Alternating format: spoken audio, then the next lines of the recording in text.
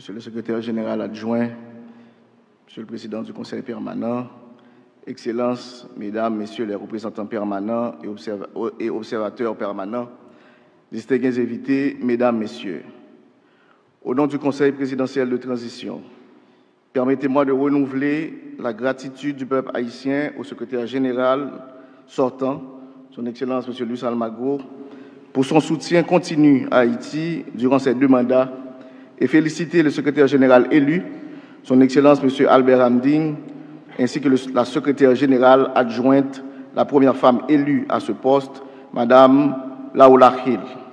Je tiens à rassurer aux 2 illustres élus de la bonne collaboration de la République d'Haïti tout au long de leur mandat, qui sera marqué, j'en suis certain, du renforcement des liens de l'OEA avec Haïti. J'adresse aussi mes vifs remerciements au secrétaire général Almagro pour avoir répondu favorablement à la demande haïtienne d'organiser ce symposium sur la situation sécuritaire et judiciaire en Haïti. Lors de notre récente rencontre en avril dernier, on s'était entendu que pour bien résoudre la crise, il faudra d'abord commencer par mieux la comprendre et faire évoluer le narratif qui l'accompagne, tant au niveau national qu'international. Mais tout d'abord, je veux bien saluer le travail remarquable du secrétariat à la sécurité multidimensionnelle, ainsi que le dévouement de son personnel, dont l'engagement exemplaire a grandement contribué à l'organisation du symposium. Je remercie aussi l'ensemble des États membres et observateurs de l'organisation pour l'attention constante qu'ils portent à la situation sociopolitique en Haïti. Ma gratitude s'adresse également à l'ensemble des organisateurs et aux intervenants. Depuis la création de l'OEA, il a toujours été permis à Haïti de compter sur la solidarité interaméricaine dans cette démarche de consolidation de l'état de droit, de promotion de la paix et de protection de la démocratie. La tenue aujourd'hui de ce symposium témoigne de cette vieille amitié courageuse et solidaire. Mesdames, Messieurs, au-delà de l'élégance évidente de cet acte protocolaire, nous sommes réunis ici afin de mobiliser notre attention sur une situation d'extrême urgence, l'urgence de répondre en effet à une crise sécuritaire qui a franchi en Haïti les seuils de l'inacceptable. L'urgence de venir en aide à une partie de l'humanité qui est en péril en Haïti. L'urgence de ne pas détourner notre regard de la détresse alors que des vies sont brisées quelque part tous les jours par la violence meurtrière des gangs. Plus de millions de personnes sont contraintes de quitter leur quartier, tandis que l'autorité de l'État est menacée et la démocratie est en péril. Au moment où je m'adresse à cette auguste assemblée, les gangs armés contrôlent près de 80% du territoire de la zone métropolitaine de Port-au-Prince, une bonne partie du département de l'Artibonite et quelques communes de celui du centre. Il est urgent de soutenir Haïti dans son combat souverain de récupérer les territoires qui sont sous le contrôle des bandes criminelles. Ces bandits détruisent des vies et des biens, tuent l'espoir et transforment en cauchemar les rêves de la jeunesse de grandir ou ceux des vieux de jouir du repos de leur âge. Mesdames, Messieurs, la limite a donc déjà été franchie. Il faut agir vite, il faut agir bien. Sous l'impulsion du Conseil présidentiel de transition, l'État haïtien a renforcé sa politique de sécurité. Il s'est doté d'une feuille de route claire, soutenue par une augmentation substantielle du budget alloué aux institutions d'ordre et de sécurité publique. Les fonds rendus disponibles aident à la formation du personnel sécuritaire, l'augmentation des infrastructures y relatives, ainsi que la modernisation des équipements. Les résultats devront être plus évidents dans les jours à venir. Le gouvernement actuel refuse catégoriquement d'être de connivence avec des bandits. Toutefois, la confiance totale du peuple ne sera rétablie dans ses élites dirigeantes si nous n'instaurons pas dans le pays une société résolument égalitaire et non violente. Le système national d'oppression populaire qui fut érigé dans le pays depuis la formation de l'État a fini par créer des monstres qui sont si détruits intérieurement qu'ils peuvent être en mesure, aujourd'hui, de brûler vif un bébé innocent, violer des fillettes sans défense, incendier des hôpitaux, des écoles et des bibliothèques ou transformer en assassins sous l'effet de la drogue des enfants innocents mais désespérés. Mesdames, Messieurs, croyez-moi que pour ainsi traiter les gens comme le font les gangs en Haïti, l'instinct criminel individuel ne suffit pas. Il a fallu que les élites traditionnelles passent leur temps à créer, au détriment de la majorité, une société désintégrée ou un pays qui soit pour la majorité une terre de toutes les négations existentielles. En conséquence, devons-nous bien admettre que le pays ne se relèvera pas sans la conception puis la mise en œuvre d'une politique radicale de sécurité globale qui ne cherche pas seulement à faire la guerre aux bandits, mais aussi et surtout à restaurer le droit du peuple haïtien à l'égalité citoyenne et à l'autodétermination politique. Il est crucial de redonner à la majorité populaire sa dignité, sa citoyenneté et à tous le droit inaliénable de vivre heureux dans leur propre pays. Le devoir des élites dirigeantes haïtiennes, c'est d'abord d'être responsables à l'égard des besoins de la population. En d'autres termes, nous ne pourrons pas résoudre définitivement le problème de l'insécurité sans un projet courageux de rupture avec la société traditionnelle haïtienne fondée sur des éléments discriminatoires et d'exploitation de la vieille société coloniale et l'instauration nécessaire par des élites enfin soucieuses et compatissantes envers le peuple de notre État qui soit enfin pour et non contre la nation. De même, il va falloir considérer avec sérieux la dimension transnationale de la crise. On ne le dira jamais assez. Haïti ne produit ni armes ni munitions. Et pourtant, des centaines de milliers d'armes à feu circulent librement sur notre sol, alimentant la criminalité, la corruption et sapant toute tentative de restauration de l'ordre public. Par ailleurs, nous parlons le plus souvent de la menace que représente pour notre région les problèmes de sécurité en Haïti, plutôt que de considérer la façon dont les problèmes non résolus dans d'autres pays de la région affectent Haïti et permettent à ces problèmes d'insécurité de s'aggraver. En effet, Haïti n'est nullement le lieu où résident les principales forces de soutien et d'origine des principaux problèmes qui sont liés à la criminalité transnationale organisée, tels que le trafic illicite d'armes, de munitions, de drogue et d'êtres humains. En évoquant ici la dimension transnationale de la crise sécuritaire en Haïti, nous voulons aussi contribuer à déconstruire le préjugé qui veut faire d'Haïti un problème pour la région. Aucun pays n'est un problème pour un autre pays ou pour une région. Autrement dit, deux grandes leçons sont à retenir du fonctionnement de la criminalité transnationale organisée. La première, les pays les plus faibles sont ceux qui en souffrent le plus. Il suffit d'étudier les conséquences dévastatrices de tous les types de trafic illicite dans les pays des Caraïbes pour s'en rendre compte. La deuxième leçon est l'exigence de la coopération, voire de la solidarité internationale dans le domaine de la lutte contre ce fléau. Car plus il y a de pays touchés par ces structures criminelles, plus le problème devient grave et plus il devient difficile de le résoudre par les moyens d'un seul pays. Somme toute, mesdames, messieurs, devons-nous sincériser nos engagements de solidarité les uns envers les autres, notamment envers les pays souffrant de notre région, dont Haïti, en respectant nos promesses et en ayant conscience qu'en contribuant à construire la paix sur notre continent, nous travaillons aussi en même temps à préserver la paix chez nous. En Haïti, le Conseil présidentiel de transition poursuivra ses efforts visant à rétablir la sécurité, restaurer la légitimité institutionnelle, relancer l'économie nationale et mener Haïti vers des élections libres et crédibles. Cette mission, bien que difficile, reste réalisable. Nous comptons beaucoup sur la solidarité régionale et internationale pour y arriver, car il y a un devoir interaméricain d'accompagner et de soutenir Haïti. Enfin, je forme tous mes vœux de succès à ce symposium, qu'il nous serve à nous rapprocher davantage dans la recherche de la paix par la solidarité fraternelle. Soyons encore de ceux qui croient que les peuples savent tisser des liens perpétuels d'amitié. C'est là tout le rêve que nous chérissons tous depuis les vieilles luttes de libération des peuples opprimés de l'Amérique et plus près de nous depuis la création de l'Organisation en 1948. Les échanges d'aujourd'hui devront se poursuivre avec le secrétaire général élu, Ramding, lors des prochaines rencontres, notamment à la 55e session de l'Assemblée générale de l'OEA, qui se tiendra en juin prochain. Ce sont des initiatives qui doivent aboutir, j'en suis certain, à des engagements durables, concrets et transformateurs. Bon travail à toutes et à tous. Merci en pile, je vous remercie.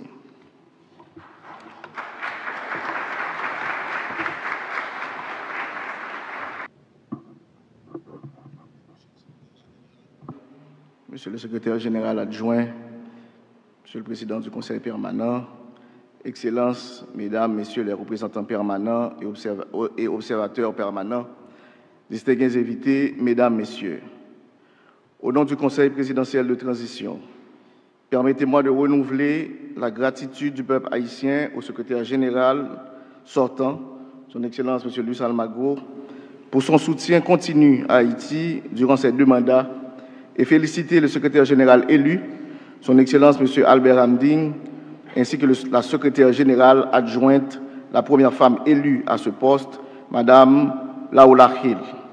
Je tiens à rassurer aux 2 illustres élus de la bonne collaboration de la République d'Haïti tout au long de leur mandat, qui sera marqué, j'en suis certain, du renforcement des liens de l'OEA avec Haïti. J'adresse aussi mes vifs remerciements au secrétaire général Almagro pour avoir répondu favorablement à la demande haïtienne d'organiser ce symposium sur la situation sécuritaire et judiciaire en Haïti.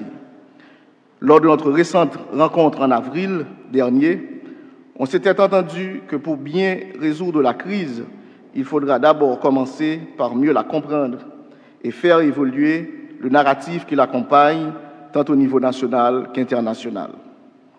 Mais tout d'abord, je veux bien saluer le travail remarquable du secrétariat à la sécurité multidimensionnelle, ainsi que le dévouement de son personnel, dont l'engagement exemplaire a grandement contribué à l'organisation du symposium.